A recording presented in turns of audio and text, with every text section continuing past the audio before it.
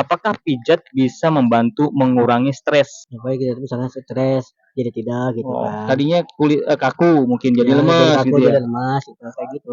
Oh ya Ya. ya. Bantu tekan subscribe ya guys. Oke, assalamualaikum warahmatullahi wabarakatuh guys. Jumpa lagi di channel ini. Jadi hari ini kita akan coba untuk membahas terkait dengan dunia terapi atau pijat. Dunia pijat ya. Tapi ini bukan pijat plus plus ya. Jadi sebenarnya ini pijat untuk kesehatan guys. Nah, kita akan coba membahas. Di sini ada narasumbernya. Masih muda loh guys. Ya tapi dia udah ngerti tentang peruratan, dunia perototan gitu ya. Nah, langsung sama narasumbernya ya. Kang, kenalin diri Kang. Namanya siapa Kang? Halo, nama saya Ilyas Setiadi. Ya, terus Kang. Dari Kota Bandung. Ya, oke. Saya dari komunitas GM, terus Musyawarah Jasad. Oke. Apabila misalkan teman-teman semua pengen belajar, silakan aja ke channel ini aja. Oke. Pertanyaan-pertanyaan yang pengen belajar.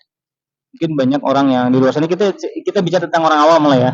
Kita bicara tentang seputar orang awam yang benar-benar nggak tahu tentang dunia pijat, nggak ngerti soal peruratan, soal persarapan gitu ya.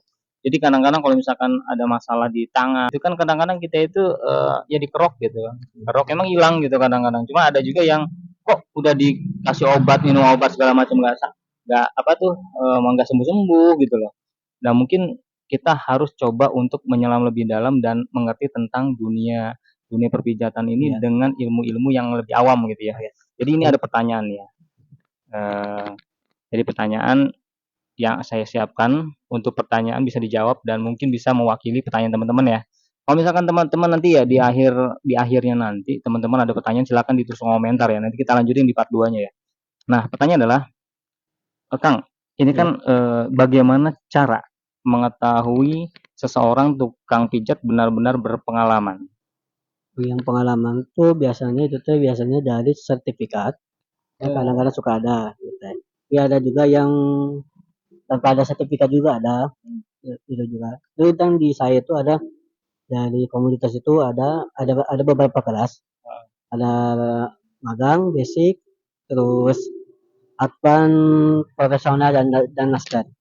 Kalau saya mah itu baru pemula, bukan pemula, kelas magang saya tuh. Baru dari kelas magang, baru magang nanti insya Allah kalau misalnya saya ikutan PKP nanti insya Allah dari ke basic. Apa kelas magang? Akan kelas magang? Bukan saya tuh baru magang lah. Baru magang. Kasih magang baru magang saya tuh. Tapi gini maksudnya, ketika kelas itu udah masuk magang, apakah udah boleh menyembuhkan orang? Ya, insya Allah boleh. Tapi maksudnya gini loh, ketika Akang itu boleh mijit orang, apakah itu memang ketika itu ada omongan dari situ tuh, oh kalian sekarang kamu boleh lah gitu? Ya diperbolehkan. Diperbolehkan lah ya. Intinya. Oke udah. Intinya gitu ya teman-teman bisa ngejawab lah. Jadi jawabannya pertanyaan dari yang tadi cara mengetahui seorang pijat benar-benar pengalaman itu di sini rupanya ada perkumpulan itu ada standarnya teman-teman. Ada kelasnya lah ibaratnya. Dari yang awam, maksudnya dari mulai sampai yang kelas profesional gitu. Dan hebatnya lagi ada sertifikatnya gitu. Intinya gitu ya. Sertifikat itu ya sebagai tanda. Iya tanda itu bahwa itu ada gitu. Berwenang untuk berwenang. Ya. Sertifikasi lah bahasanya gitu. Sertifikasi. Terus pertanyaan kedua nih Kang ya.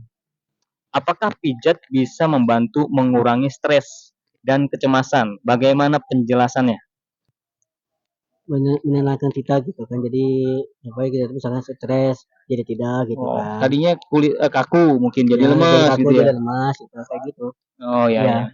Intinya pertanyaan itu jawabannya adalah bisa mengurangi stres dan kecemasan.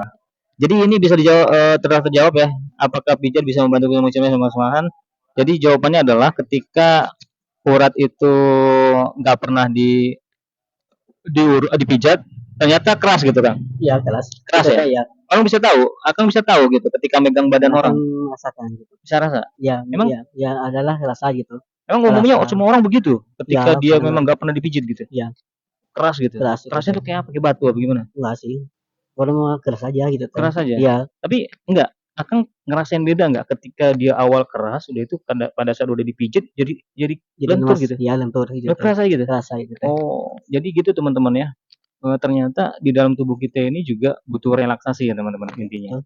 Betul. Supaya peredaran darah jalan lancar gitu ya. Ya, Peredaran darah lancar. lancar itu teh. Lancar peredaran darah. Jadi intinya sebenarnya fungsi dari pijat itu apa sih? Peredaran darah atau urat? Apa gimana sih sebenarnya? Itu teh merelaksasi aja dulu, merelaksasi tubuh supaya dari itu teh naik bukan naik, jadi lancar aja gitu. Lancar aja. Peredarannya Peredaran lancar gitu lancar. kan. Jadi rileks gitu Rileks tubuhnya. ya. Iya. Itu harusnya berapa minggu sekali sih kalau Itu mah biasanya seminggu sekali itu boleh. Boleh sih 1 minggu sekali. boleh seminggu sekali? Iya, Oh, silakan. Akang juga bisa bekam juga? Kan biasa, Bekam juga biasa, bisa. bisa. Nah, lebih direkomendasikan apa nih? Kalau misalkan tiap minggu bekam aja atau 1 bulan sekali bekam atau pijit aja nih yang kalau misalkan orang harus Oh, milih nih. bisa aja 1 bulan dibekam, boleh 3 minggu sekali bekam, boleh itu teh. Atau misalkan mau itu aja di refleksi aja pun boleh. Dipijit aja. Dipijit aja Nah, juga kalau boleh. dipijit itu apa rekomendasinya? Seminggu sekali atau sebulan sekali atau gimana tuh biasanya? Biasanya boleh seminggu sekali gitu ya. Oke, itu teman-teman ya. Jadi teman-teman kalau misalkan pengen sehat, walafiat, mungkin teman-teman harus bisa membiasakan untuk merelaksasikan badan kalian sendiri gitu. Karena efeknya adalah kalau nggak dibiasakan bisa stres. Kalau stres itu dia keras nanti. Apakah ada etika atau pantangan yang harus dijaga saat memijat? Satu etikanya itu minimal kalau bisa pakai sarung tangan. Oh, pakai sarung tangan Iya, juga. iya kalau misalnya pakai minyak itu juga ada juga dari penampilan diri memantaskan diri gitu. Maksudnya gimana tuh? Jadi misalkan Enggak, kita tuh dari sarung tangan dulu kita bicara tentang sarung tangan. Sarung tangan itu gimana tuh? Maksudnya kan apakah ada standarnya? nggak ada. Jadi kan sarung itu buat kan ada yang orang itu apik gitu kan. Jadi harus ada pakai sarung tangan, terus ada handuk gitu kan. Oh, enggak. Oh, Nah, maksudnya sarung tangan nggak harus karet gitu? Nggak ada. nggak ada. Jadi harus ya minimal membawa handuk lah. Jadi Oh, supaya handuk itu untuk untuk bukan gelap sih, untuk yang nggak kemana-mana gitu si minyak gitu. oh ya minyak itu Iya kan. buat minyak. Terus apa Minyak tadi?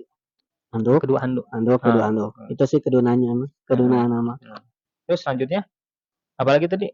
Penampilan yang paling utama, karena kan Oh, penampilan itu kan jadi salah satu etika kita kan, hmm. penampilan. Jadi supaya kita tuh kelihatannya tuh profesional lah Oh, oke. dari penampilan. Oke. Jadi yang paling penting kalau misalkan itu untuk berarti tutorial untuk orang yang mau mijat kali. Iya, Ya kan jadi dari orang yang mau mijat iya, kan. tadi Satu hari biasa berapa orang yang dipegang?